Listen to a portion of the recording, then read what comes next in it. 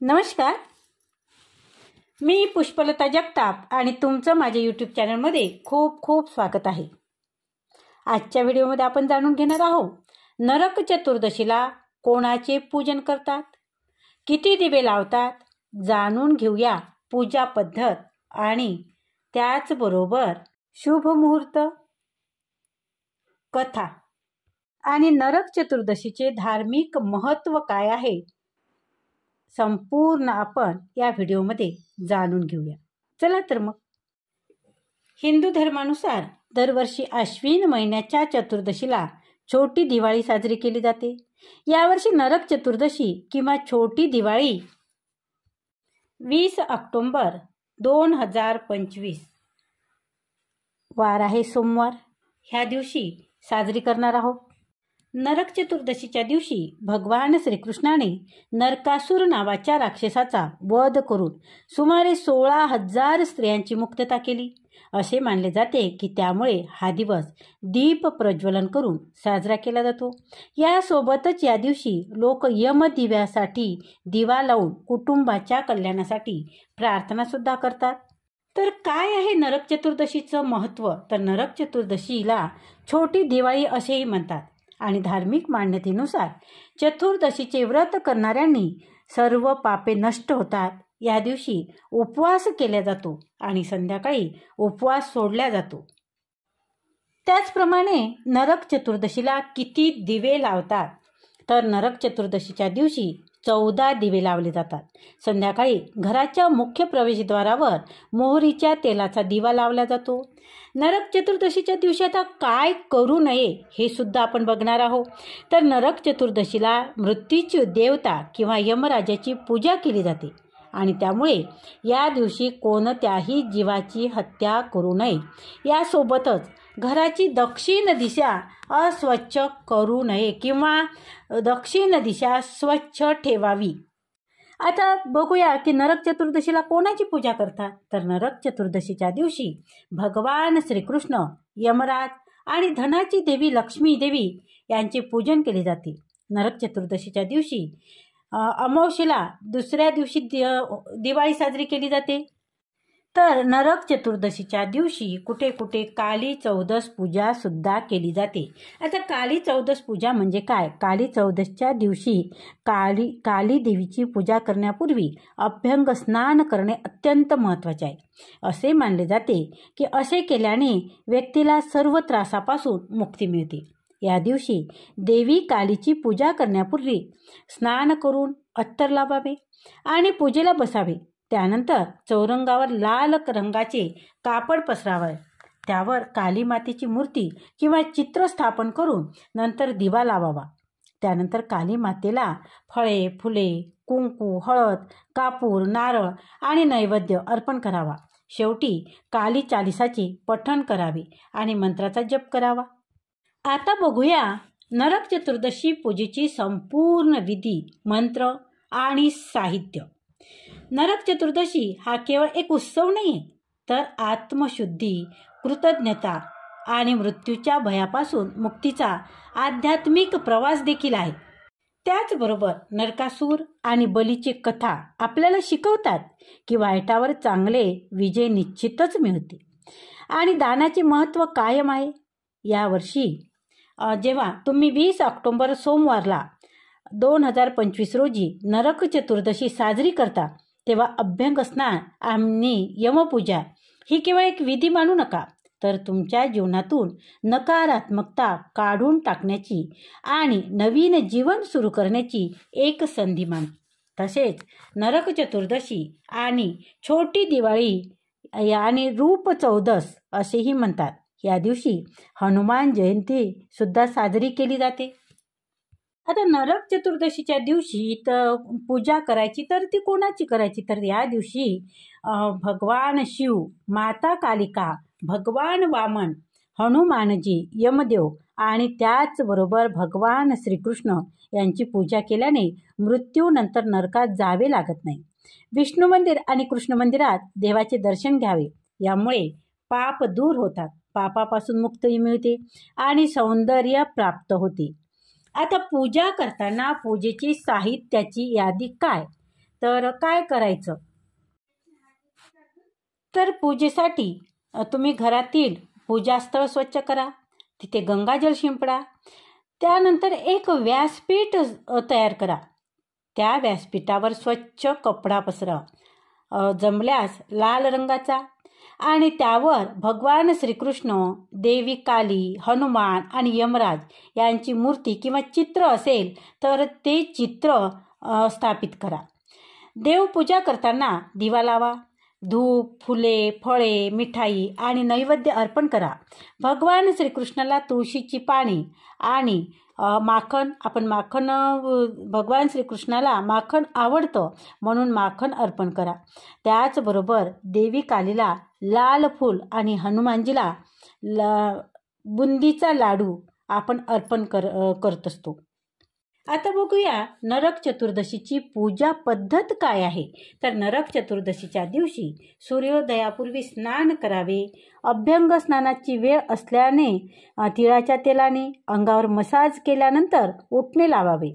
तसेच नरक चतुर्दशीपूर्वी आश्विन कृष्ण पक्षातील अहोई अष्टमीला भांडे पाण्याने भरले जाते आणि नरक चतुर्दशीच्या दिवशी आंघोळीच्या पाण्यात या मडक्याचे पाणी मिसळून स्नान करण्याची सुद्धा परंपरा काही ठिकाणी आहे. असे केल्याने नरकाच्या भीतीपासून मुक्ती मिळते अशी सुद्धा मान्यता आहे. त्यानंतर स्नानानंतर दक्षिण दिशेला हात जोडून यमराजेची प्रार्थना करावी. असे केल्याने पापाचा नाश होतो. या दिवशी यमराजाच्या दर्शनासाठी घराच्या मुख्य प्रवेशद्वाराबाहेर मोहरीच्या तेलाचा दिवा लावला जातो. नरक चतुर्दशीच्या दिवशी यमराज हनुमानजीसह श्रीकृष्णाची पूजा करतात आणि पूजा केल्यानंतर संध्याकाळी मोहरीच्या तेलाचा दिवा लावतात आणि घराच्या दरवाजाच्या चौकटीत दोन्ही बाजूला घराच्या बाहेर आणि कामाच्या ठिकाणी दिवे लावावे. यामुळे घरात लक्ष्मीचा वास होईल. या दिवशी निश्चित काल मध्यरात्रीच्या वेळी आहे आणि निरुपयोगी वस्तू घराबाहेर फेकून द्याव्यात. या परंपरेला गरिबी निर्मूलन म्हणतात. म्हणजेच ज्या निरुपयोगी वस्तू आहेत त्या वस्तू घरात ठेवल्यामुळे दारिद्र्य येते अशी सुद्धा मान्यता आहे. आणि म्हणून ज्या वस्तू निरुपयोगी आहेत, ज्या वस्तूंचा उपयोग होत नाही त्या वस्तू घराच्या बाहेर फेकून द्याव्यात. आणि त्यानंतर काली मातेची पूजा करावी आणि म्हणूनच याला काली चौदस असं सुद्धा म्हणतात. यमराजाची पूजा सुद्धा करतात. तर यमराजाच्या पूजेच्या वेळी मंत्र सुद्धा म्हटला जातो. तर मंत्र आहे ओम यमाय यमराजाय श्री महायमाय नमः. हा मंत्र 108 वेळा म्हणावा. आणि त्याचबरोबर श्रीकृष्णाचा मंत्राचा जप सुद्धा या दिवशी केला जातो पूजेदरम्यान. तर श्रीकृष्णाचा मंत्र हा आहे की कृष्णाय वासुदेवाय हरे परमात्मने प्रणतक्लेशनाशाय गोविंदाय नमो नमः. हा श्रीकृष्णाच्या मंत्राचा 108 वेळा जप केला जातो. त्याचबरोबर नरक चतुर्दशीच्या दिवशी इतर पूजाविधी सुद्धा असते. या दिवशी विशेषतः आंघोळीनंतर आंघोळीच्या आधी कडू तेलाने मालिश करण्याची प्रथा आहे. याला अभ्यंग स्नान असं म्हणतात. घराची स्वच्छता तर करतातच, त्याचबरोबर दिवा लावून लक्ष्मीची पूजा केली जाते. चतुर्दशीच्या दिवशी यमराजासह भगवान विष्णू आणि महाकालीची पूजा करण्याची सुद्धा परंपरा आहे. संध्याकाळी घराच्या मुख्य प्रवेशद्वारावर यमराजासाठी दिवा लावतोच. आणि या दिवशी सकारात्मक विचार ठेवा, कोणाशी वाद घालू नका, गरजूंना दान करा, यामुळे पुण्य मिळते. तसेच या दिवशी सकाळी स्नान करून तीळ दान केल्याने सर्व पापापासून मुक्ती मिळते किंवा सर्व पापाची क्षमा होते आणि नरकाचे भय नाहीसे होते. या दिवशी सौंदर्य आणि कृपा वाढविण्याचा काळ मानला जातो आणि भगवान श्रीकृष्णाने या दिवशी नरकासुराचा वध करून पृथ्वीला भीतीपासून मुक्त केले होते. नरक चतुर्दशीच्या सणाला पहिल्या अंघोळीचा मान मिळाला आहे. या दिवशी अभ्यंग स्नान व कारीट फोडणे या दोन प्रमुख पारंपरिक गोष्टी भल्या पहाटे केल्या जातात. यामागे नेमकं कारण काय ते सुद्धा जाणून घेऊया. दिवाळीच्या 5 दिवसाच्या उत्सवातील दुसरा आणि अत्यंत महत्त्वाचा दिवस म्हणजे नरक चतुर्दशी. या दिवसाला छोटी दिवाळी असं म्हणतो आपण. नरक चतुर्दशीच्या दिवशी साजरी करण्यामागे एक प्रमुख पौराणिक कथा आणि याच कथेमुळे या दिवशी अभ्यंग स्नान आणि कारीट फोडणे या दोन खास परंपरा पाळल्या जातात. आता आपण जाणून घेऊया की नरक चतुर्दशीची पौराणिक कथा काय आहे ते आपण जाणून घेऊया. तर काय झालं होतं की प्राचीन काळात नरकासूर नावाचा एक अत्यंत क्रूर आणि शक्तिशाली राक्षसाने आपल्या शक्तीच्या जोरावर देवांना, ऋषींना आणि सर्वसामान्य लोकांना खूप त्रास दिला होता. त्याने 16,000 राजकन्यांना बंदी बनवून ठेवले होते आणि अनेक स्त्रियांचा छळ केला होता. त्याच्या या अत्याचाराला कंटाळून लोकांनी भगवान श्रीकृष्णाला मदतीची याचना केली. भगवान कृष्णाने आपली पत्नी सत्यभामा हिच्या मदतीने नरकासुराशी युद्ध केले आणि याच दिवशी म्हणजेच आश्विन महिन्यातील कृष्ण पक्षातील चतुर्दशी तिथीला श्रीकृष्णाने नरकासुराचा वध करून लोकांना त्याच्या तावडीतून मुक्त केले. नरकासुराच्या वधानंतर लोकांनी अत्याचारातून मुक्ती झाल्याचा आनंद म्हणून हा दिवस उत्साहासारखा साजरा केला, जो पुढे नरक चतुर्दशी म्हणून ओळखला जाऊ लागला. तर अभ्यंग स्नानाचं महत्त्व काय आहे तर नरकासुराचा वध करून परतल्यानंतर श्रीकृष्णाच्या शरीराला त्याच्या रक्ताचा आणि घामाचा वास येत होता. त्याच्या रक्ताचे डाग त्याच्या अंगावर पडले होते आणि हे डाग धुवून शरीर शुद्ध करण्यासाठी श्रीकृष्णाने सुगंधी तेल उटणे लावून जे स्नान घातले श्रीकृष्णाला, त्यावरूनच अभ्यंग स्नानाची प्रथा पडली असं म्हटलं जाते. हे स्नान पहाटे सूर्योदयापूर्वीच करायचे असते. मान्यतेनुसार नरक चतुर्दशीला अभ्यंग स्नान केल्याने मनुष्याचे वर्षभरातील सर्व पापे धुतली जाते. या दिवशी स्नान केल्यास नरक यातनापासून मुक्ती मिळते असे मानले जाते. तर कसे करावे यमतर्पण तर तांब्याच्या कलशात पाणी, काळे तीळ घेऊन दक्षिण दिशेला ते पाणी यमाला अर्पण यालाच यमतर्पण असं म्हणतात. आंघोळीनंतर यमतर्पण करण्याची प्रथा सुद्धा आहे. तर आंघोळ झाल्यानंतर तुम्ही यमतर्पण करावे. तर तांब्याच्या कलशात पाणी घ्या, त्यामध्ये काळे तीळ घाला आणि दक्षिण दिशेकडे तोंड करून ते पाणी यमाला अर्पण करत तुम्ही मंत्रसुद्धा म्हणायचा आहे. तर मंत्र सांगते. तर तर्पण करताना यमाला तर्पण करताना ओम यमाय नमः, ओम धर्मराजाय नमः, ओम मृत्युवे नमः, ओम अनंतकाय नमः, ओम वैवस्वताय नमः, ओम कालाय नमः, ओम सर्वभूतेक्षयाय नमः, ओम औदुंबराय नमः, ओम दध्राय नमः, ओम नीलाय नमः, ओम परमेष्ठी नमः, ओम उक्रादराय नमः, ओम चित्राय नमः, ओम चित्रगुप्ताय नमः या मंत्राचा जप करत पाणी तांब्यातील पाणी दक्षिण दिशेकडे तोंड करून आपण पाणी अर्पण करावे.